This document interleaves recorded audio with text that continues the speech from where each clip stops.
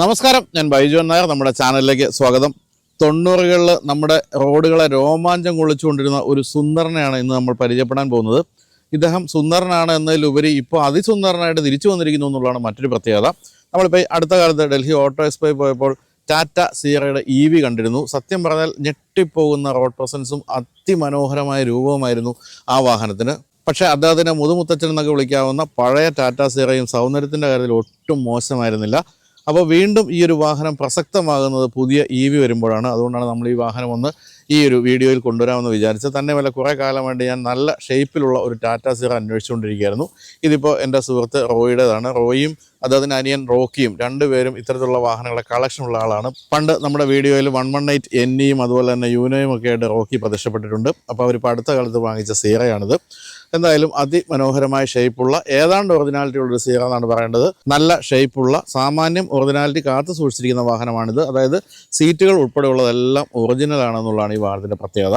ലോകത്ത് ഒരു രാജ്യത്തും അന്നും ഇന്നും ഈ ഷേപ്പുള്ള വാഹനമില്ല എന്നുള്ളതാണ് ടാറ്റ സിയറയെ വ്യത്യസ്തമാക്കുന്നത്. അതായത് ഈ സൈഡിൽ കാണുന്ന ഗ്ലാസ് ഏരിയ എന്ന് പറയുന്നത് ലോകത്തിലെ മറ്റ് ഒരു വാഹനത്തിലും ഞാൻ കണ്ടിട്ടില്ല അന്നും ഇന്നും. അതാണ് ഈ വാഹനത്തിൻ്റെ രൂപത്തിൻ്റെ പ്രത്യേകത. അപ്പോൾ അങ്ങനെയൊക്കെയുള്ള ടാറ്റ സിയറയുടെ വിശേഷങ്ങളിലേക്കാണ് നമ്മൾ പ്രവേശിക്കുന്നത്. അന്നും ഇന്നും ഒരു സ്റ്റാറ്റസ് സിമ്പിളായിട്ട് കണക്കാക്കപ്പെടുന്ന ഒരു ലൈഫ് സ്റ്റൈൽ വെഹിക്കിളായിട്ട് കണക്കാക്കപ്പെടുന്ന ടാറ്റ സിയറയുടെ വീഡിയോയിലേക്ക് എല്ലാവർക്കും സ്വാഗതം.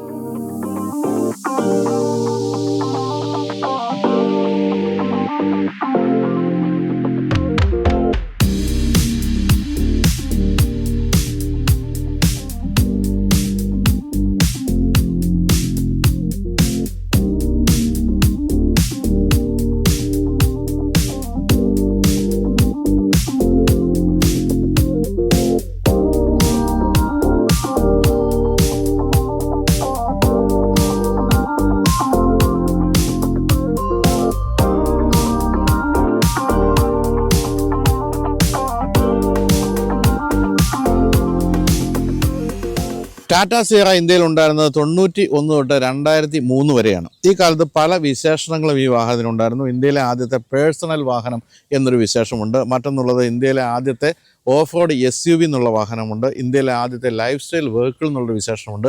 അങ്ങനെ പല കാര്യങ്ങളും ഈ ഒരു വാഹനത്തെ പറ്റി പറയാവുന്നതാണ്. ഇതിൻ്റെ വിൽപ്പന എന്ന് പറയുന്നത് ആദ്യം 91 ഈ വാഹനം പുറത്തിറങ്ങിയ സമയത്ത് 697 യൂണിറ്റുകളാണ് ആദ്യത്തെ വർഷം വിറ്റത്. പക്ഷേ ഇതിൻ്റെ പീക്ക് എത്തിയത് 94-95 കാലഘട്ടത്തിലാണ്. ആ സമയത്ത് 3917 യൂണിറ്റുകൾ വിറ്റു.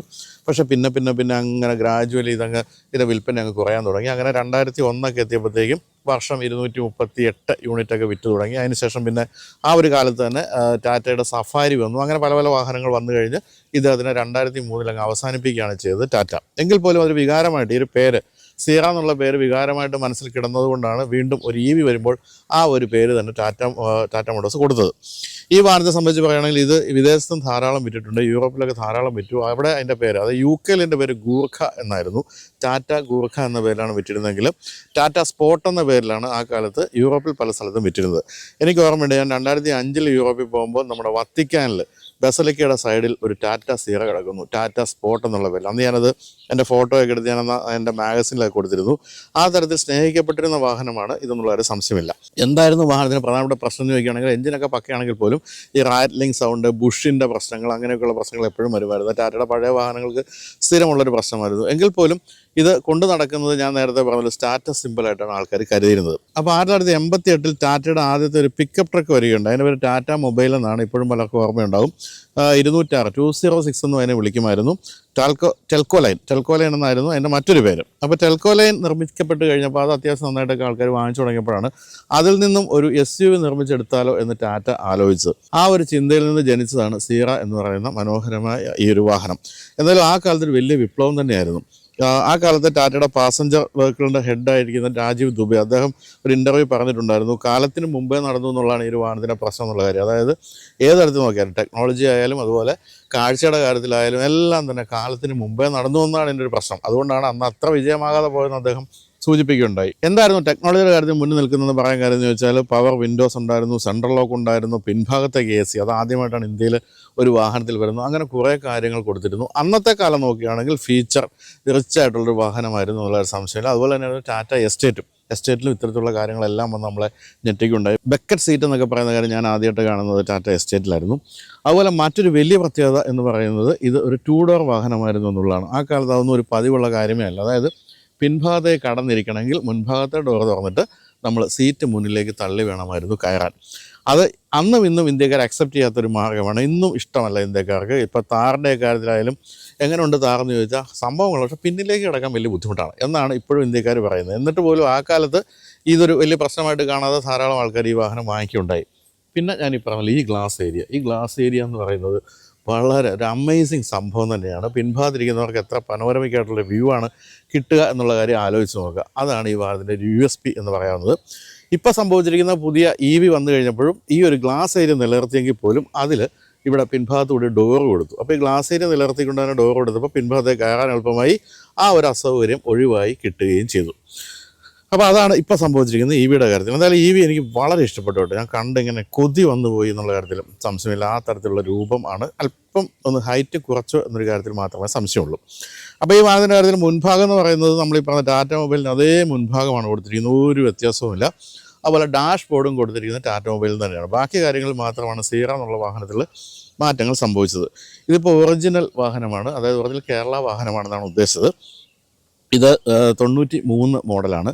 93 സംഭവിച്ചത് ഒരു ടർബോ ചാർജ് വാഹനം കൂടി വന്നു എന്നുള്ളതാണ്. അതായത് സഫാരിയിൽ വന്ന ഒരു 2 ലിറ്റർ ടർബോ എഞ്ചിനും കൂടി ഇതിലേക്ക് വന്നു. പക്ഷേ ഇത് നോൺ ടർബോ എഞ്ചിനാണ്. അതുപോലെ തന്നെ ഞാൻ ആദ്യമായിട്ടാണ് അങ്ങനെ കേൾക്കുന്നത്. ഈ വാഹനത്തെപ്പറ്റി കൂടുതൽ പഠിച്ചപ്പോൾ മനസ്സിലായത് ഏറ്റവും അവസാന കാലത്ത് ഒരു സ്പെഷ്യൽ എഡിഷൻ പെട്രോൾ എഞ്ചിനുള്ള ഒരു സീറോ കൂടി വന്നു എന്നാണ് ഞാൻ മനസ്സിലാക്കിയത്. അത് ആരുടെയും കയ്യിലുണ്ടെങ്കിൽ ഒന്ന് കമൻറ്റ് ചെയ്യുക. അത് ഇപ്പോൾ ഈ വാഹനവുമായിട്ട് വന്ന റോയ് ഉൾപ്പെടെ ആരും അത് കണ്ടെത്തിയിട്ടില്ല, ആരുടെയും കയ്യിലുള്ളതായിട്ട് കണ്ടിട്ടില്ല.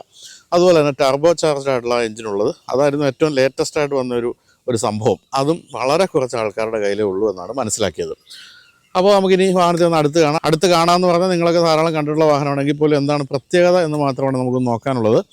അപ്പോൾ ഈ ഞാൻ പറഞ്ഞ ടാറ്റ മൊബൈൽ അല്ലെങ്കിൽ 206-ൻ്റെ അതേ മുൻഭാഗം തന്നെയാണ് കൊടുത്തിരിക്കുന്നത്. വളരെ വലിയ ഒരു സ്ക്വയർ ഹെഡ് ലാമ്പ് കൊടുത്തിരിക്കുന്നു.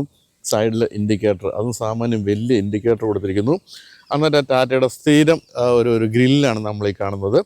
ഓട്ടോമൊബൈൽ അസോസിയേഷൻ്റെ ബാഡ്ജിങ് ഇവിടെ ഇവർ വെച്ചാണ്, സദേൺ ഇന്ത്യയുടെ. ടാറ്റയുടെ പഴയ ലോഗോ, വളരെ വലിയ ലോഗോ, അത് ഇവിടെയും കൊടുത്തിട്ടുണ്ട്. ടാറ്റ എഞ്ചിനീയറിംഗ് എന്നായിരുന്നു അന്ന് കമേഴ്ഷ്യൽ വിങ്ങിൻ്റെ പേര്, അതാണ് ഇവിടെ കൊടുത്തിരിക്കുന്നത്. വളരെ ഉയരമുള്ള വാഹനമാണ്. മെറ്റൽ ബമ്പറൊക്കെയാണ് കൊടുത്തിരിക്കുന്നത്. അതുപോലെ ഓഫ് റോഡ് എബിലിറ്റീസ് എത്രത്തോളം ഉണ്ടാകും എന്നുള്ള നമുക്ക് മുൻഭാഗം കാണുമ്പോൾ തന്നെ മനസ്സിലാകും. അത്രയും ഹൈറ്റ് ഉണ്ട്. എങ്കിൽ പോലും ഹൈറ്റുള്ള വാഹനമാണെങ്കിൽ പോലും ഗ്ലാസ് ഏരിയ ഒന്ന് കണ്ടു. ഗ്ലാസ് ഏരിയ മുൻഭാഗത്തും പിൻഭാഗത്തും എല്ലാം അങ്ങ് വിശാലമായിട്ട് കൊടുത്തിരിക്കുകയാണ്. അതുകൊണ്ട് തന്നെ ഒട്ടും വിസിബിലിറ്റി കുറയില്ല എന്നുള്ളൊരു സംശയമില്ല. ബോണറ്റിൻ്റെ കാര്യത്തിൽ ആ ഒരു താഴ്ച തീർച്ചയായിട്ടും ഇവിടെ കൊടുത്തിട്ടുണ്ട്. കനത്ത ബോണറ്റ് ലൈനൊക്കെയാണ് കൊടുത്തിരിക്കുന്നത്. അതൊക്കെ നല്ല രസകരമായിട്ടുണ്ട്. പിന്നെ സൈഡ് പ്രൊഫൈലിലേക്ക് വരുമ്പോൾ, സൈഡ് പ്രൊഫൈലാണല്ലോ ഇതിൻ്റെ ഏറ്റവും പ്രധാനപ്പെട്ട ഒരു സംഭവം എന്ന് പറയുന്നത്. 15 ഇഞ്ചിൻ്റെ ടയറാണ് കൊടുത്തിരിക്കുന്നത്. അന്ന് അലോയ് വീലൊക്കെ ഓപ്ഷണലായിട്ടുള്ളൊരു കാലമാണ് ഇതിൻ്റെ കാര്യത്തിൽ. പല കാര്യങ്ങളും, അതായത് എൻ്റെ ഓർമ്മ ശരിയാണെങ്കിൽ 2001 കാര്യമായ രീതിയിലൊരു ഫേസ് ലിഫ്റ്റ് വന്നു. ഫേസ് ലിഫ്റ്റ് എന്ന് വെച്ചാൽ മൊത്തത്തിൽ കാഴ്ചയിലല്ല, ഇത്തരത്തിലുള്ള ചെറിയ കാര്യങ്ങൾ, ഇപ്പം അലോയ് വീൽ പോലുള്ള കാര്യങ്ങളൊക്കെ ഓപ്ഷണലാവുക, അങ്ങനെയുള്ള ചില മാറ്റങ്ങളൊക്കെ വന്നു. എന്തായാലും ഇവിടെ ടാറ്റ സീറ എന്നുള്ള വലിയ ബാഡ്ജിങ് കൊടുത്തിരിക്കുന്നു. ടേൺ ഇൻഡിക്കേറ്റർ ഈ സൈഡിലും കൊടുത്തിട്ടുണ്ട്. സൈഡ് വ്യൂ മിറേഴ്സൊക്കെ വളരെ വലിയ മിറേഴ്സാണ്. അതിന് ബ്ലാക്ക് ഫിനിഷാണ് കൊടുത്തിരിക്കുന്നത്. ഏതാണ്ട് ഇവിടം വരെ ഒരു ഭാഗം, ആ മുന്നിൽ നിന്ന് ഇവിടം വരെയുള്ള ഭാഗം തീർച്ചയായിട്ടും ടാറ്റ മൊബൈലിൻ്റെ സിംഗിൾ ക്യാബ് പിക്കപ്പിൻ്റെ അതേ രൂപം തന്നെയാണ് നമുക്ക് ഇവിടം വരെ കാണുന്നത്. ഇതിൻ്റെ പ്ലാറ്റ്ഫോം എന്ന് പറയുന്നത് ടാറ്റയുടെ അന്നത്തെ 2X എന്ന് പറയുന്ന പ്ലാറ്റ്ഫോം ആയിരുന്നു. അതും ടാറ്റ മൊബൈലിൻ്റെ അതേ പ്ലാറ്റ്ഫോം തന്നെയാണെങ്കിലും ഇതിന് വീൽ ബേസിന് അല്പം കുറച്ചിട്ടുണ്ടായിരുന്നു. അതായത് ടാറ്റ മൊബൈലിനെ അല്പം വീൽ ബേസ് കുറച്ചൊന്നുമല്ല, അത് സെയിം പ്ലാറ്റ്ഫോം തന്നെയാണ് ഇതിൽ ഉപയോഗിച്ചിരുന്നത്. ഹൈറ്റ് ഉണ്ടോ, എത്രത്തോളം ഹൈറ്റുള്ള വാഹനമാണെന്നുള്ളത്. അതുപോലെ ഗ്ലാസ് ഏരിയ, വളരെ വിശാലമായ ഗ്ലാസ് ഏരിയ മുൻഭാഗത്തും കൊടുത്തിരിക്കുന്നു. അതുപോലെ ഈ തരത്തിലുള്ള ഡോർ ഹാൻഡിൽ എന്ന് പറയുന്നത്, ഇപ്പം നമ്മൾ പറയുമല്ലോ ഇപ്പം ഫ്ലഷ് ഡോർ ഹാൻഡിൽ എന്നൊക്കെ, ഏതാണ്ട് അത് തന്നെയല്ലേ ഈ കൊടുത്തിരിക്കുന്നത്. ഏതാണ്ട് ആ ഒരു രീതി തന്നെയാണ്. ഇതൊക്കെ അന്നൊരു വലിയ പുതുമയായിരുന്നു. അംബാസഡറിൻ്റെ ഇങ്ങനെ തള്ളി നിൽക്കുന്ന ആ ഒരു ഹാൻഡിൽ നിന്നൊക്കെയുള്ളൊരു മാറ്റമായിരുന്നു ഇത്. അതുപോലെ ഇവിടെ ലോക്ക് കൊടുത്തിട്ടുണ്ട്. ഇവിടം തൊട്ടാണ് എന്താ പറയുക ലോകത്തെ ഞെട്ടിച്ച ഒരു ഡിസൈൻ വരുന്നത്. ഇത്രയും വലിയ വിശാലമായ ഗ്ലാസ് ഏരിയ എന്ന് പറയുന്നത്. ഈ ഗ്ലാസ് ഏരിയ കഴിഞ്ഞിട്ട് പിൻഭാഗത്തേക്ക് നമ്മൾ ബൂട്ട് സ്പേസും കാണാൻ പറ്റുമെന്നുള്ളത് അന്നത്തെ ഒരു കുറവായിട്ട് കാണാം. കാരണം നമ്മൾ ബൂട്ടിൽ എന്തൊക്കെയാണ് സാധനം ഇരിക്കുന്നതെന്ന് പോലും നമുക്ക് ഈ ഗ്ലാസ്സിൽ കൂടെ കാണാമായിരുന്നുള്ള വേണമെങ്കിൽ കുറവായിട്ട് നമുക്ക് പറയാവുന്നതാണ്. അതുപോലെ തന്നെ ഈ ഒരു വീലാർസിൻ്റെ ഒക്കെ ഈ ഒരു വീൽ ട്രാവലൊക്കെ ഉണ്ട്, എത്രത്തോളം ഉണ്ട്. അതിപ്പോൾ ഒരു ഓഫ് റോഡ് വാഹനത്തിൻ്റെതായ എല്ലാ ഗുണങ്ങളും ഉണ്ടായിരുന്നു. പിൻഭാഗത്തേക്ക് വരുമ്പോഴാണെങ്കിലും ആ ഒരു ഗ്ലാസ് ഏരിയയ്ക്ക് ചേരുന്ന രീതിയിലാണ് പിൻഭാഗത്തിൻ്റെ ഒരു ഡിസൈൻ കൊടുത്തിരിക്കുന്നത്. അപ്പോൾ ഇതും കണ്ടോ, ഇത്രത്തോളം വലിയ ഒരു ഗ്ലാസ് ഏരിയയാണ് കൊടുത്തിരിക്കുന്നത്. വളരെ രസകരമാണ്. ഇവിടെ സ്പെയർ ടയർ പഴയ ടാറ്റയുടെ എല്ലാ വാഹനങ്ങളുടെയും പോലെ തന്നെ ബൂട്ട് ലിഡിൽ കൊടുത്തിരിക്കുന്നു. അതുപോലെ ഈ ഏറ്റവും രസമായിട്ടുള്ള കാര്യം തന്നെയാണ് പിൻഭാഗത്ത് കൊടുത്തിരിക്കുന്ന ഈ ഒരു ബമ്പറിൻ്റെ ഭാഗം. അതിങ്ങനെ വന്ന് കട്ട് ചെയ്ത് അങ്ങനെ പോയിരിക്കുകയാണ്. മേൽഭാഗത്ത് ഒരു മെറ്റൽ പ്ലേറ്റ് ഒക്കെ കൊടുത്തിട്ടുണ്ട്. ഇവിടെയും ഹൈറ്റ് തന്നെയാണ് നമ്മളെ ആകർഷിക്കുന്ന ഒരു കാര്യം എന്ന് പറയുന്നത്. ഇവിടെയും ആ തരത്തിൽ തന്നെയുള്ള ഒരു ഡോർ ഹാൻഡിൽ എന്താ സ്ഥലം കണ്ടോ. വേണമെങ്കിൽ ഒരു സീറ്റും കൂടെ, ഇന്നത്തെ കാലത്താണെങ്കിൽ ഒരു സീറ്റും കൂടെ ഫിറ്റ് ചെയ്ത് തന്നെയുമല്ല വളരെ ഫ്ലാറ്റായിട്ടുള്ള ഫ്ലോറാണ് കൊടുത്തിരിക്കുന്നത്. പിൻഭാഗത്ത് സാധനങ്ങൾ കയറ്റാനൊക്കെ വളരെ എളുപ്പമാണ്. ആ കാലത്ത് എനിക്ക് ഓർമ്മയുണ്ട്, ഇതിൻ്റെ പിൻഭാഗത്ത് എല്ലാവരും വലിയ മ്യൂസിക് സിസ്റ്റത്തിൻ്റെ ബോക്സ് വെക്കുമായിരുന്നു. അത് ഇവിടെ ഇങ്ങനെ നിറഞ്ഞു നിൽക്കുന്ന ബോക്സ്. അപ്പോൾ കൂത്താട്ടുകുളത്തുള്ള എൻ്റെ ഒരു ഫ്രണ്ട്, അദ്ദേഹം അന്ന് സീറ വാങ്ങിച്ചു. ഒരു 6-7 വർഷം കഴിഞ്ഞ് വിൽക്കാൻ നോക്കുമ്പോൾ ഒരു പൈസയും കിട്ടുന്നില്ല, ആരും ഒരു വിലയും പറയുന്നില്ല. അപ്പോൾ അദ്ദേഹം കുറച്ച് കാലം എന്നെ വിളിച്ചിട്ട് പറഞ്ഞു, വലിയ വണ്ടി വിറ്റ് കേട്ടോ, 40,000 രൂപ കിട്ടും. അന്ന് വലിയ സംഭവമാണ് 40,000 രൂപ. വെച്ചാൽ അതെങ്ങനെ കിട്ടി 40,000 രൂപ? അത് ഞാൻ 40,000 രൂപ മ്യൂസിക് സിസ്റ്റം വാങ്ങിച്ചു വെച്ചായിരുന്നു, അതിൻ്റെ വില കിട്ടി. അതായിരുന്നു അന്നത്തെ അവസ്ഥ. പക്ഷേ ഇപ്പോൾ ഈ വാഹനം വാങ്ങിക്കുമ്പോഴൊക്കെ നല്ല വില കൊടുത്താണ് വാങ്ങിച്ചത്. കാരണം പഴയതിന് എപ്പോഴും വില കൂടുമല്ലോ, പഴയതിന് മാധുര്യവും വിലയും കൂടുമെന്നാണല്ലോ. അങ്ങനെയാണ് ഇപ്പോൾ ഇത്രയും വില കൂടിയിരിക്കുന്നത്. എന്തായാലും ടെയിൽ ലാമ്പിലേക്ക് പോവുകയാണെങ്കിലും പല മൾട്ടി കളേർഡാണ്, കണ്ടില്ലേ, വൈറ്റ്, ഓറഞ്ച്, റെഡ്, അങ്ങനെയുള്ള മൾട്ടി കളേർഡായിട്ടുള്ള ടെയിൽ ലാമ്പ് കൊടുത്തിരിക്കുന്നു. ഇവിടെയാണ് ഫ്യുവൽ ലിഡ് കൊടുത്തിരിക്കുന്നത്. അപ്പോൾ അതൊക്കെ ഈ പറഞ്ഞ പോലെ എല്ലാം ഈ ഒരു ബോഡിയോട് ചേരുന്ന രീതിയിലുള്ള ഡിസൈനൊക്കെയാണ് കൊടുത്തിരിക്കുന്നത്. വളരെ വിശാലമായ ഗ്ലാസ് ഏരിയ കടന്നതാണ്. ഇവിടെ ഇങ്ങനെ ഇത്രയും ഓപ്പണായിട്ട് നമുക്ക് ഇത്രയും ഗംഭീരമായിട്ട് ഓപ്പൺ ചെയ്യാവുന്ന ഡോറാണ് കൊടുത്തിരിക്കുന്നത്. എന്നിട്ട് വേണം ഗ്ലാസ് മടക്കി നമുക്ക് പിൻഭാഗത്തേക്ക് കയറാൻ. അങ്ങനെയുണ്ട്. ഇപ്പോഴും കൊതി വരുന്നില്ല നിങ്ങൾക്ക് ഈ വാഹനം കാണുമ്പോൾ? അന്ന് ഭയങ്കര കൊതിയായിരുന്നു, സത്യമാണ്. ഇപ്പോൾ കാണുമ്പോൾ പോലും കൊതി വരുന്ന ഒരു രൂപം നിലനിർത്തണമെങ്കിൽ എത്രത്തോളം കാലികമായൊരു ഡിസൈനാണ് എന്നുള്ള കാര്യം ഓർക്കുക. ഒരു കാര്യം ഉറപ്പാണ്, ഈ വാഹനത്തിൻ്റെ ഇ വിയും അതുപോലെ പെട്രോളും ഡീസലൊക്കെ വരുന്നുണ്ടെന്നാണ് കേട്ടത്. അതൊക്കെ വരുമ്പോൾ തീർച്ചയായിട്ടും ഹിറ്റാകാനുള്ള സാധ്യതയുണ്ട്. ഇപ്പോഴത്തെ കാര്യത്തിൽ ഇതിൻ്റെ പ്രാക്ടിക്കാലിറ്റി കൂടുകയും ചെയ്തു. പിൻഭാഗത്തും ഡോർ വന്നപ്പോൾ പ്രാക്ടിക്കാലിറ്റി കൂടി. അങ്ങനെ വരുമ്പോൾ ഒരു ഗംഭീര ബൈ ആയിരിക്കും പുതിയ സീറ എന്നുള്ള കാര്യത്തിൽ സംശയമില്ല. അപ്പോൾ നമ്മൾ കണ്ടു കഴിഞ്ഞത് 90കളുടെ ഒരു സൂപ്പർ സ്റ്റാറിനെയാണ്. ആ സൂപ്പർ സ്റ്റാറിനെ ഏതായാലും ഗംഭീരമായിട്ട് നിലനിർത്തിയിട്ടുണ്ട്. വളരെ നല്ല ഷേപ്പ് നിലനിർത്തിയിരിക്കുന്നു, ഒറിജിനാലിറ്റി കളയാതെ നിലനിർത്തിയിട്ടുമുണ്ട്. അപ്പോൾ ഞാനീ പറഞ്ഞ പോലെ ഫീച്ചേഴ്സ് ആയിരുന്നു ഇതിൻ്റെ ഏറ്റവും വലിയൊരു USP എന്ന് പറയുന്നത്. എന്തൊക്കെയാണ് ഉൾഭാഗത്ത് ഉള്ളതെന്ന് നോക്കാം.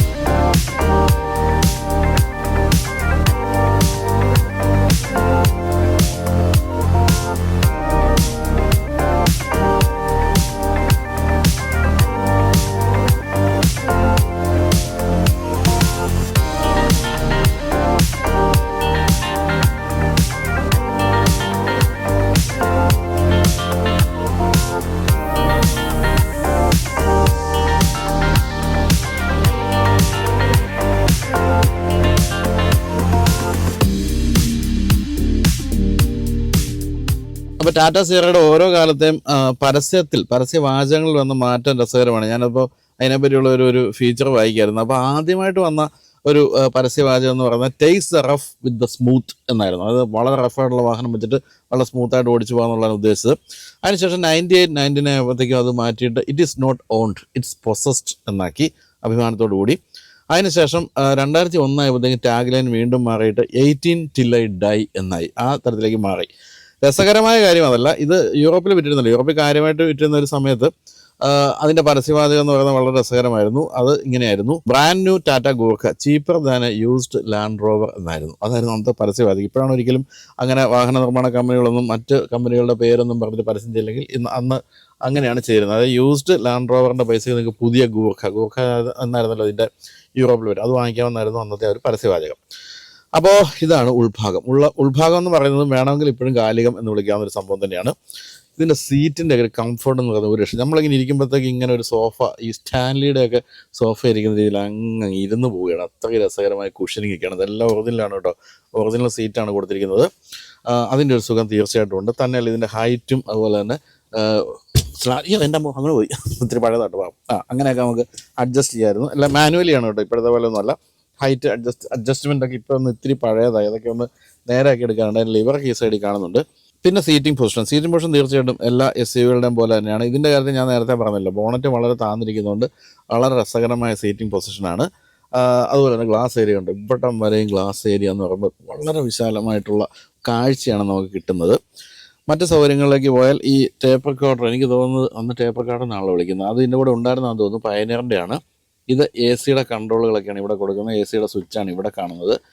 AC-യുടെ വെൻ്റ് ഈ രണ്ടെണ്ണം. ഇവിടെ ഒരു ഇലക്ട്രോണിക് ഒരു ക്ലോക്കായിരുന്നു, അത് വർക്ക് ചെയ്യുന്നുണ്ടോ എന്ന് അറിയില്ല, ഓൺ ചെയ്ത് നോക്കട്ടെ. ഇല്ല, അത് വർക്ക് ചെയ്യുന്നില്ല. അവിടത്തേക്ക് പോകുമ്പോൾ അവിടെയും AC വെൻ്റ്, അങ്ങനെ ഒരു ചെറിയ AC വെൻ്റ് കൊടുത്തിരിക്കുന്നത്. ഇത് ലോക്ക് ചെയ്യാവുന്ന ഗ്ലൗ ബോക്സ് ആണ് കൊടുത്തിരിക്കുന്നത്. ഇവിടെയൊക്കെ നമുക്ക് സാധനങ്ങളൊക്കെ സൂക്ഷിക്കാവുന്ന സ്ഥലമാണ്. അതുപോലെ തന്നെ ഒരു സെൻട്രൽ കൺസോൾ എന്ന് പറയുന്ന സംഭവം അന്നൊന്നും വാഹനങ്ങളില്ല. നിങ്ങൾക്ക് ഓർമ്മയുണ്ട്, ഏതെങ്കിലും അംബാസഡർ നിങ്ങൾ സെൻട്രൽ കൺസോൾ കണ്ടിട്ടുണ്ട്. പക്ഷേ ടാറ്റയാണ് ആ കാര്യം ഇന്ത്യയിൽ കൊണ്ടുവന്നാണ് എൻ്റെ ഒരു ഓർമ്മ. അതാണ് നിങ്ങൾ ഈ കാണുന്നത്. അതൊരു വലിയ പുതുമയായിരുന്നു. കാരണം പണ്ടൊക്കെ ഓർമ്മയില്ല, ഇങ്ങനെ പൊങ്ങി നിൽക്കുന്ന ഒരു ഗിയർ ലിവറാണ്. അതിങ്ങനെ നാടിക്കൊണ്ടിരിക്കും, വിറച്ചുകൊണ്ടിരിക്കും. അത് അംബാസഡറിൻ്റെയൊക്കെ അതൊക്കെ മാറിയിട്ട് വളരെ ഷോർട്ടായിട്ടുള്ള ഗിയർ ലിവർ വന്നു.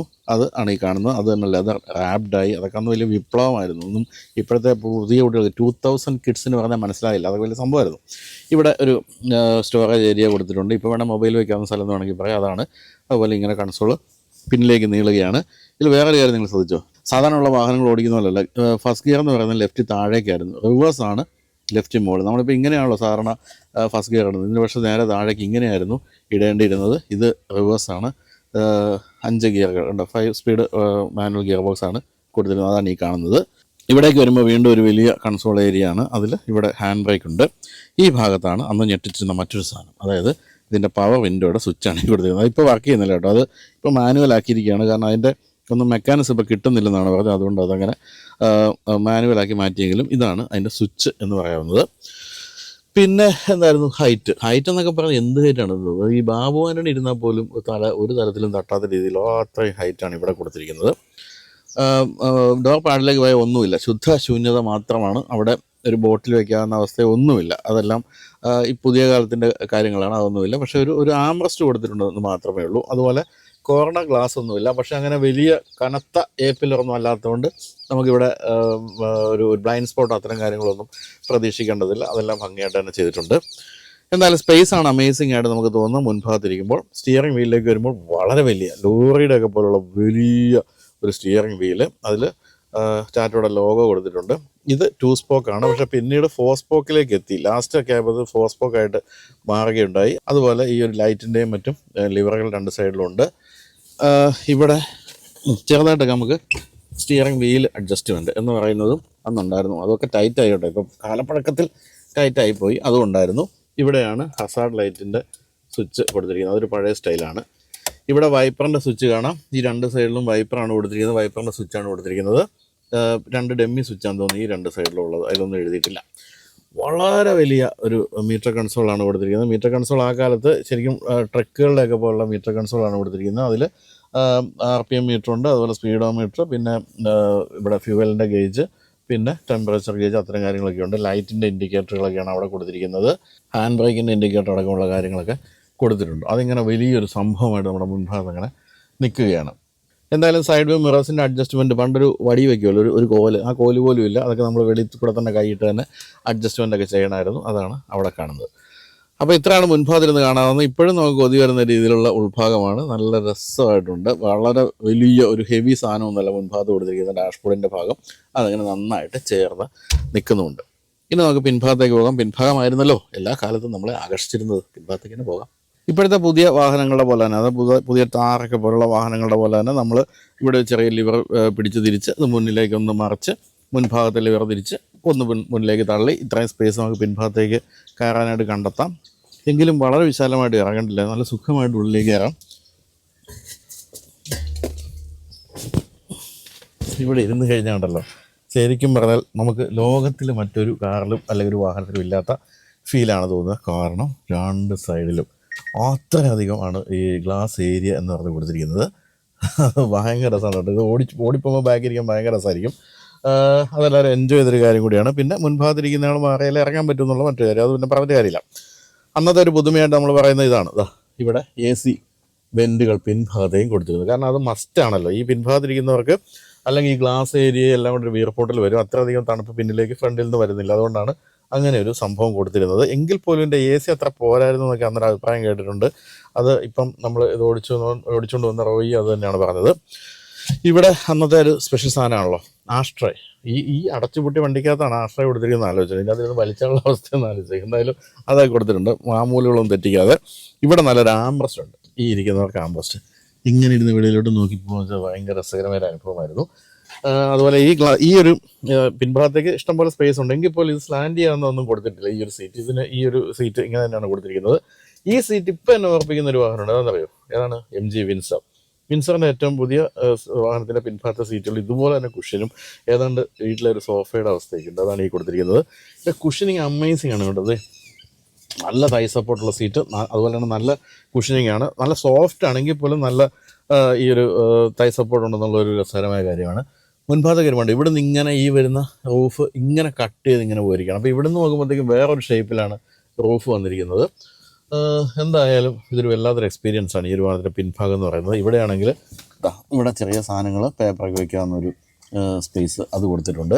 എല്ലാം ഒറിജിനലാണ് കേട്ടോ ഈ വാഹനത്തിൻ്റെ കാര്യത്തിൽ. എന്തിനാ ടാറ്റയുടെ വെള്ളം പോലുമാണ് ഉപയോഗിക്കുന്നത് ഉള്ളതാണ് ഏറ്റവും വലിയ ഈ കുടുംബത്തിൻ്റെ പ്രത്യേകത എന്ന് പറയുന്നത്. ടാറ്റയ്ക്കില്ലാത്ത സാധനമില്ലല്ലോ. വെള്ളം തൊട്ട് സ്റ്റീൽ വരെയുള്ള എന്ത് സാധനം ഉണ്ടാക്കുന്നുണ്ട്, എന്ത് സാധനം നമുക്ക് ടാറ്റയുടേതായിട്ട് തന്നെ വാങ്ങിക്കാൻ സാധിക്കും. പിന്നെ കണ്ടോ, ഇതിപ്പം മുന്നിലേക്ക് നീക്കിയിട്ടിരിക്കുകയാണ് എങ്കിൽ പോലും ഈ സീറ്റ് വളരെ പിന്നിലേക്കാണ്. എത്രത്തോളം സുഖമായിട്ട് കാല് വെച്ചിരിക്കുക എന്നുള്ളത് കണ്ടല്ലോ. അത്രയധികം ലെഗ് സ്പേസ് ഉണ്ടായിരുന്നു. അതുപോലെ അന്നക്കാലത്തും സീറ്റ് ബെൽറ്റ് കൊടുത്തിട്ടുണ്ട്, പിൻഭാഗത്തേക്ക് സീറ്റ് ബെൽറ്റ് കൊടുത്തിട്ടുമില്ല.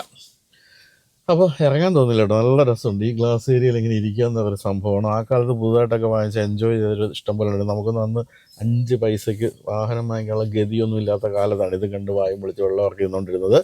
എന്തായാലും പുതിയ ടാറ്റ അതായിരുന്നു പുതിയ സീറ EV ഒക്കെ വരുമ്പോഴത്തേക്കും ഓടിക്കാൻ കിട്ടുമല്ലോ. അത്ര സന്തോഷമൊക്കെ ഉണ്ട് ഇപ്പോഴത്തെ കാലത്തുണ്ട്. അതൊന്നും ഇല്ലല്ലോ. എല്ലാം കണ്ടിങ്ങനെ നോക്കി ഇതിൻ്റെ അതൊക്കെ ഇരിക്കുന്ന കാശുള്ളവർ എന്നുള്ള മട്ടിലൊക്കെ നോക്കി പോയിക്കൊണ്ടിരുന്ന കാലമായിരുന്നു.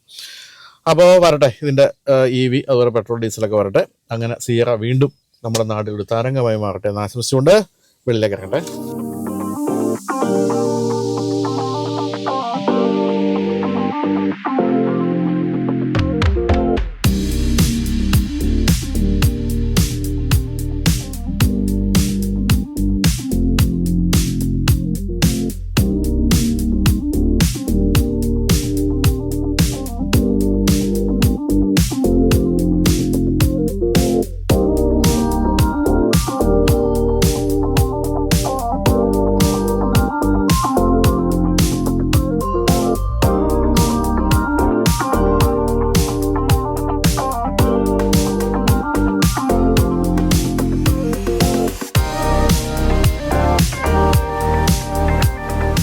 അപ്പോൾ ഇനി നമുക്ക് നമ്മുടെ ഈ ഒരു ടാറ്റ സീറയുടെ ഓണറിനെ പരിചയപ്പെടാം.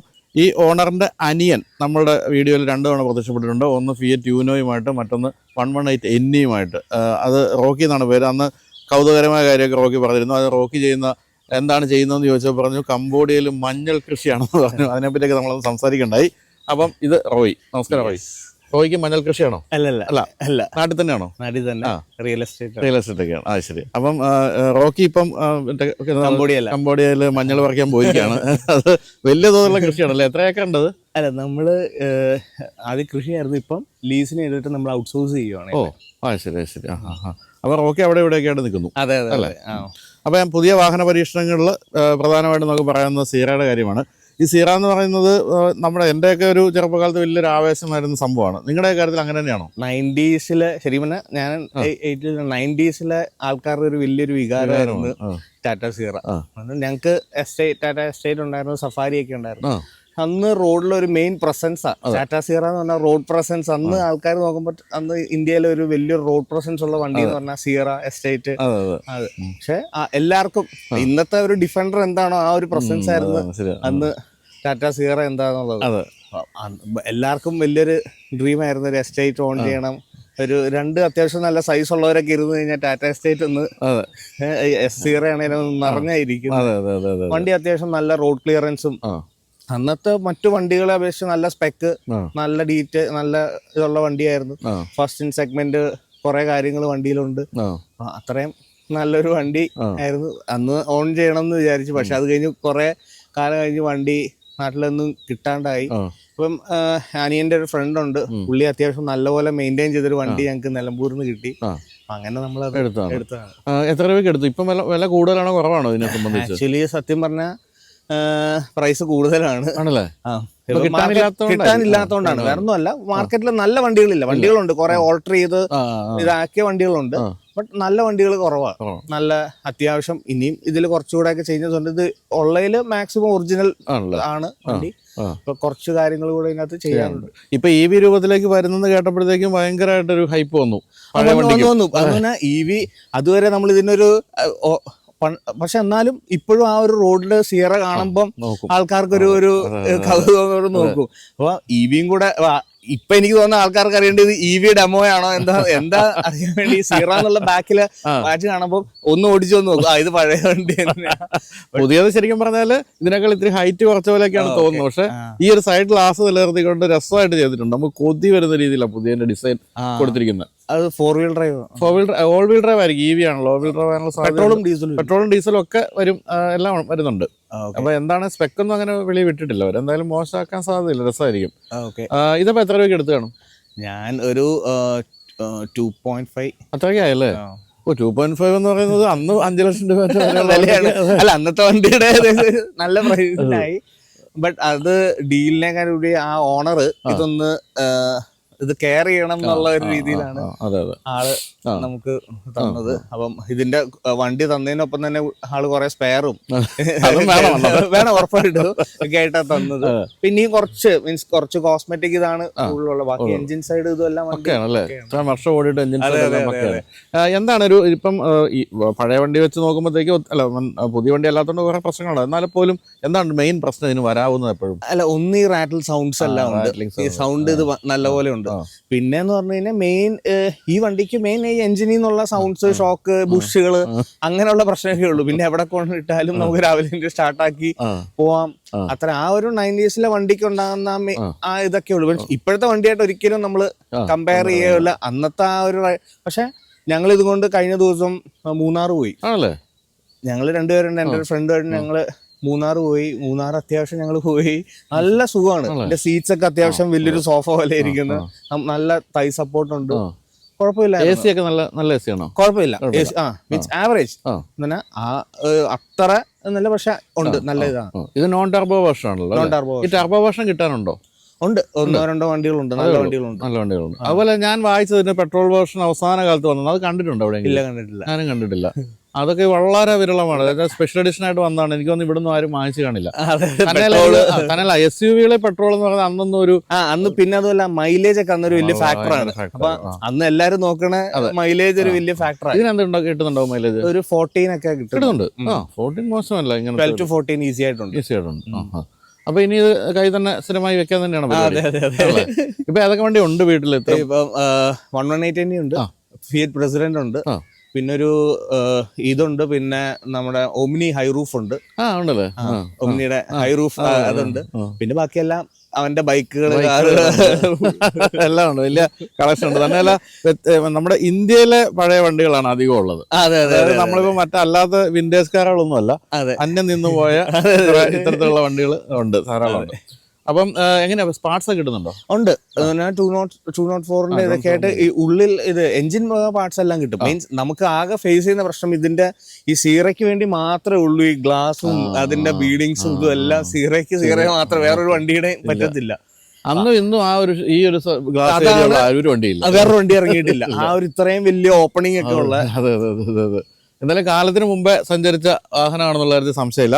അതിനെപ്പറ്റി രാജീവ് ദുബെ, അന്നത്തെ ടാറ്റ പാസഞ്ചർ വെഹിക്കിളിൻ്റെ ഹെഡ് പറഞ്ഞത് അത് തന്നെയാണ്. എന്താണ് ഇതിന് പറ്റിപ്പോയതെന്ന് ചോദിച്ചപ്പോൾ പുള്ളി പറഞ്ഞത് ഇത് കാലത്തിന് മുമ്പേ പിറന്നുപോയി എന്നുള്ളതാണ് പ്രശ്നം. ടെക്നോളജിക്കലായാലും രൂപത്തിലായാലും എല്ലാം കാലത്തിന് മുമ്പേ സഞ്ചരിച്ച വാഹനം, അതാണ് ഇതിന് പറ്റിയൊരു പ്രശ്നമെന്ന് പുള്ളി അന്ന് പറഞ്ഞു.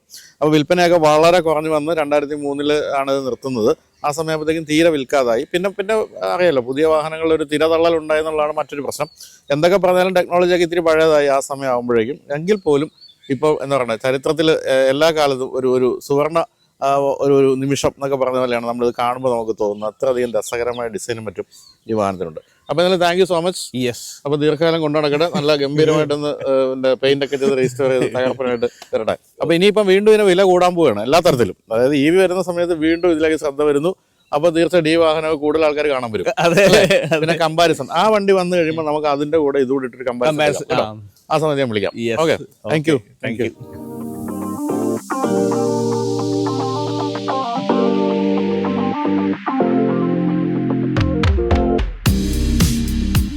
ടാറ്റയുടെ അതുപോലെ മഹീന്ദ്രയുടെ ആദ്യകാല എഞ്ചിനുകൾ എന്ന് പറയുന്ന ഗംഭീര എഞ്ചിനുകളായിരുന്നു. ഈ രണ്ട് കമ്പനികളുടെയും വാഹനങ്ങൾക്ക് മോഡലുകൾക്ക് അന്നൊക്കെ സ്ഥിരമായ പ്രശ്നങ്ങളാണ്. എന്തൊക്കെ പ്രശ്നങ്ങളുണ്ടെങ്കിലും എഞ്ചിൻ സൈഡ് പക്കയായിരിക്കും. അതായിരുന്നു അന്നത്തെ ഒരു പ്രത്യേകത.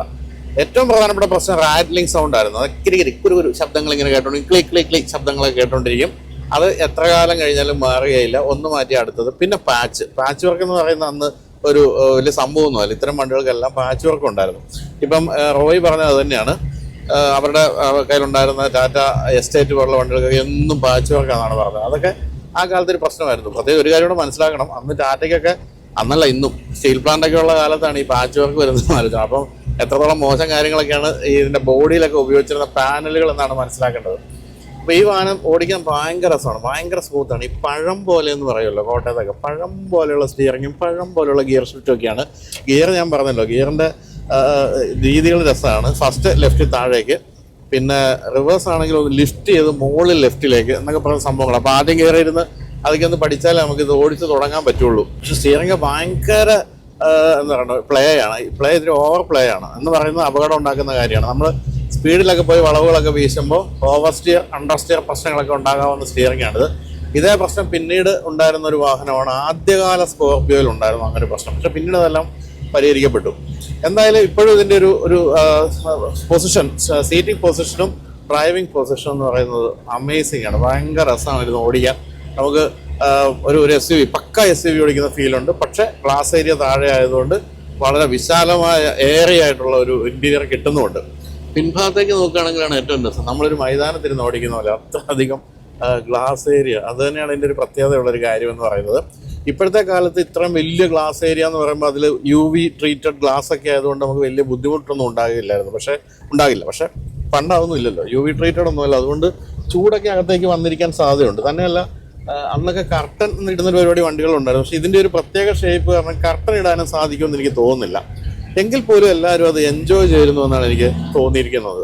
അപ്പോൾ ഇതിൽ എൻജിൻ എന്ന് പറയുന്നത് 2 ലിറ്റർ എൻജിനാണ് ഉണ്ടായിരുന്നത്. ടർബോ ചാർജും നോൺ ടർബോ ചാർജുമുള്ള 2 എഞ്ചിനുകൾ വന്നു. ആദ്യകാലത്ത് വന്നത് നോൺ ടർബോ ചാർജർ എഞ്ചിനായിരുന്നു. അതാണ് ഇപ്പോൾ ഈ ഒരു വാഹനത്തിലുള്ളത്. പക്ഷേ ഈ വാഹനത്തിൻ്റെ മോഡൽ ഇയർ വെച്ച് നോക്കി അന്നും ടർബോ ചാർജർ എഞ്ചിൻ ഉണ്ടായിരുന്നു. എനിക്കൊന്ന് വില കൂടുതലായിരുന്നിരിക്കാം. 5 ലക്ഷം രൂപയ്ക്കാണ് ഈ വാഹനം അന്ന് വിറ്റിരുന്നത്. 5 ലക്ഷം രൂപ എന്ന് പറയുന്നത് അന്ന് വളരെ കൂടിയ ഒരു വില തന്നെയാണ്. കാരണം മാരുതി ഏറ്റുണ്ടൊക്കെ അറിയാമല്ലോ, 1 ലക്ഷം രൂപയിൽ താഴെ വിലയിൽ വിറ്റ് വരുമ്പോൾ 5 ലക്ഷം രൂപയ്ക്ക് വിൽക്കുക എന്ന് പറയുന്നത് തീർച്ചയായിട്ടും വളരെ കൂടിയൊരു വിലയായിരുന്നു. എങ്കിൽ പോലും ഒരു ലൈഫ് സ്റ്റൈൽ വെഹിക്കിൾ എന്നുള്ള രീതിയിലാണ് അന്ന് ആൾക്കാർ ഇതൊക്കെ വാങ്ങിച്ചിരുന്നത്. അപ്പോൾ ഈ നോൺ ടർബോ എഞ്ചിന് 68 bhp ആയിരുന്നു മാക്സിമം പവർ. പക്ഷേ ടർബോ എഞ്ചിന് 90 bhp ആയിരുന്നു. G76 എന്ന് പറയുന്ന സീരീസിൽ പെടുന്ന ഒരു 5 speed manual transmission gear box മാത്രമാണ് ഇതിൽ ഉപയോഗിച്ചിരുന്നത്. ഒരിക്കലും ഓട്ടോമാറ്റിക് ഗിയർ ബോക്സ് ഉള്ള വാഹനമൊന്നും വന്നില്ല. പക്ഷേ പിന്നീട് ഒരു പെട്രോൾ മോഡൽ വളരെ കുറച്ച് കാലത്തേക്ക് സ്പെഷ്യൽ എഡിഷനായിട്ട് വന്നുവെന്ന് മാത്രമേ ഉള്ളൂ. Power Windows, air conditioning, adjustable steering wheel, tachometer തുടങ്ങിയ കാര്യങ്ങളൊക്കെ ഒരു ഇന്ത്യൻ വാഹനത്തിൽ ആദ്യമായിട്ട് വരുന്നത് ഈ ഒരു മോഡലിലാണെന്നുള്ളതാണ് എൻ്റെ പ്രത്യേകത. ഞാൻ പറഞ്ഞല്ലോ, പിൻഭാഗത്തേക്കുള്ള AC വരുന്നതും ആദ്യമായിട്ടാണ് ഇന്ത്യയിലെ ഒരു വാഹനത്തിൽ. 2.4 മീറ്റർ ആയിരുന്നു ഈ വാഹനത്തിൻ്റെ വീൽ ബേസ്. എന്ന് പറയുമ്പോൾ ടാറ്റ മൊബൈലിനേക്കാൾ അല്പം കുറച്ച് ഒന്ന് കട്ട് ചെയ്താണ് ഇത് വന്നത്. എങ്കിൽ പോലും സ്പേസിൻ്റെ കാര്യത്തിലൊന്നും യാതൊരു കുറവുമില്ല. പ്ലാറ്റ്ഫോം ആണെങ്കിലും മികച്ച പ്ലാറ്റ്ഫോം ആയിരുന്നു. അതുകൊണ്ടാണ് ഇപ്പോഴും ഇതിനൊരു ഡ്രൈവബിലിറ്റി എന്ന് പറയുന്ന സാധനം ഉള്ളത്. എങ്കിലും കുറച്ച് ബോഡി റോളൊക്കെ ഉണ്ട്. കാരണം ഇത് അറിയാമല്ലോ, ബോഡി ഓൺ ഫ്രെയിം എന്ന് പറയുന്ന കൺസ്റ്റന്റ് രീതിയാണ്. കുറച്ച് ബോഡി റോളൊക്കെ ഉണ്ട്. റിയർ വീൽ ഡ്രൈവ്, അതുപോലെ തന്നെ 4 വീൽ ഡ്രൈവ് 2 വേർഷനുകളും വന്നിരുന്നു. നമ്മളിപ്പോൾ ഓടിക്കുന്നത് റിയർ വീൽ ഡ്രൈവ് മോഡലാണ്. വീണ്ടും വില കൂടുമെന്നുള്ളത് കൊണ്ടാണ് പലരും അത്തരം കാര്യങ്ങളൊക്കെ ഒഴിവാക്കിയത്. ഈ ഒരു നോൺ ടർബോ മോഡലിന് ശേഷം വന്ന ടർബോ ചാർജ് എഞ്ചിനാണ് നമ്മൾ പിന്നീട് ടാറ്റ സുമോയിലെ സഫാരിയിലെ വിങ്ങർ എന്ന് പറയുന്ന വാനിലും എല്ലാം കണ്ടത്. അതുപോലെ തന്നെ ടർബോ എഞ്ചിൻ വന്നു കഴിഞ്ഞപ്പോൾ യൂറോ 2 എമിഷൻ നോംസ് പാലിക്കുന്ന ഒരു എഞ്ചിനായിട്ട് മാറുകയും ചെയ്തു, കുറച്ചുകൂടെ സ്മൂത്ത് ആയിട്ട് മാറി. യൂറോപ്പിൽ ഞാൻ പറഞ്ഞില്ല, യൂറോപ്പിൽ പ്രധാനമായിട്ടും സ്പെയിൻ, ഫ്രാൻസ്, ജർമ്മനി, ഇറ്റലി തുടങ്ങിയ രാജ്യങ്ങളിൽ, പിന്നെ UK ഒക്കെയാണ് വിറ്റത്. UK ഗൂർഖ എന്നായിരുന്നു പേരെങ്കിൽ യൂറോപ്പിൽ ടാറ്റ സ്പോട്ട് എന്നും ടാറ്റ ടെൽക്കോ സ്പോട്ട് എന്നുള്ള പേരിലേക്കാണ് വിറ്റത്. അവിടെ 2 ലിറ്റർ ടർബോ ഡീസൽ എഞ്ചിൻ മാത്രമായിരുന്നു ഉണ്ടായിരുന്നത്. അത് യൂറോ 2 എമിഷൻ നോംസ് പാലിക്കുന്ന എഞ്ചിനായിരുന്നു. അവിടെയും ഉണ്ടായിരുന്നു. അവിടെയും തുടക്കത്തിൽ റിയർ വീൽ ഡ്രൈവ് വേരിയൻ്റ് ആണ് വിറ്റതെങ്കിലും പിന്നീട് 98 ഏപ്രിൽ മുതൽ 4x4 മോഡലും അവിടെ വിൽക്കാൻ തുടങ്ങി. അപ്പോൾ അതിൻ്റെ പേര് ടാറ്റ ഗ്രാൻഡ് ടെൽക്കോ സ്പോട്ട് എന്നാക്കി മാറ്റി. മൈലേജ് ഈ വാഹനത്തിന് കിട്ടുന്നത് 14 ആണെന്നാണ് ഇതിൻ്റെ ഉടമയായ റോയ് പറഞ്ഞത്. 12 to 14 പലർക്കും കിട്ടിയിരുന്നതെന്നാണ് പറയുന്നത്. 130 കിലോമീറ്ററാണ് ഈ വാഹനത്തിൻ്റെ മാക്സിമം സ്പീഡ്. പക്ഷേ ടർബോ എഞ്ചിനുള്ള മോഡൽ അത് 160 വർദ്ധിക്കുകയും ചെയ്തു. സസ്പെൻഷൻ നോക്കുകയാണെങ്കിൽ കോയിൽ സ്പ്രിങ്ങും അതുപോലെ ഗ്യാസ് ഫീൽഡ് ടെലിസ്കോപ്പിക് ഷോക്കുകളുമാണ് ഫ്രണ്ടിലും ബാക്കിലും ഒക്കെ കൊടുത്തിരുന്നത്. അത് മോശമായിരുന്നില്ല, കുറച്ച് ബൗൺസി ആണെങ്കിൽ പോലും ആ കാലത്തെ ഏറ്റവും മികച്ച സസ്പെൻഷൻ എന്നാണ് പറയുന്നത്. ഒരു സോഫ്റ്റ് സൈഡാണ് സസ്പെൻഷൻ ഉള്ളത്. അപ്പോൾ ഈ ഓടുന്ന സമയത്തു നിന്നുള്ള ബാക്കിൽ നിന്നുള്ള വിഷ്വൽ കാണാൻ വേണ്ടി നമ്മുടെ ക്യാമറാമാൻ അതിസാഹസികമായി പിന്നിൽ ബൂട്ടിൽ ഇരുന്നുകൊണ്ടാണ് ഇപ്പോൾ ഷൂട്ട് ചെയ്തുകൊണ്ടിരിക്കുന്നത്. പക്ഷെ അവിടെ നിന്ന് നോക്കുമ്പോൾ നിങ്ങൾക്ക് കാണാൻ സാധിക്കുമല്ലോ എത്രത്തോളം ഗ്ലാസ് ഏരിയ ഉണ്ട്, എത്രത്തോളം പ്ലസൻ്റ് ആയിട്ടുള്ള അറ്റ്മോസ്ഫിയർ ആണ് ഉൾഭാഗത്തു നിന്നുള്ള കാര്യം. അതാണ് ഈ ഒരു വാഹനത്തിൻ്റെ അന്നും ഇന്നും ഏറ്റവും വലിയ പ്രത്യേകതയായിട്ട് പറയാവുന്നത്. അപ്പോൾ ഇപ്പോൾ ഇനി പുതിയ EV വരുമ്പോഴും ഈ ഒരു പ്രസന്നതയ്ക്ക് യാതൊരു കുറവുണ്ടാകില്ല. ബാക്കിൽ ഇവിടെ ഇരിക്കുന്നയാൾക്ക് നമ്മുടെ ഷേണായ്സ് തിയേറ്ററിലെ പനോരമ പ്രൊജക്ഷൻ സ്ക്രീൻ പോലെ തന്നെ ലോകം വിശാലമായി കണ്ടുകൊണ്ട് യാത്ര ചെയ്യാൻ സാധിക്കും. എന്തായാലും അന്നും ഇന്നും നമ്മളെ ഒരു എന്താ പറയുക എക്സൈറ്റ് ചെയ്യുന്ന ഒരു വാഹനമാണ് ഇതെന്നുള്ള ഒരു സംശയമില്ല. നമുക്ക് എപ്പോഴും ഇത് കാണുമ്പോൾ തന്നെ എന്തായാലും നോക്കിപ്പോകും. ആ രീതിയിലുള്ള രൂപം തീർച്ചയായിട്ടും ഉണ്ട്.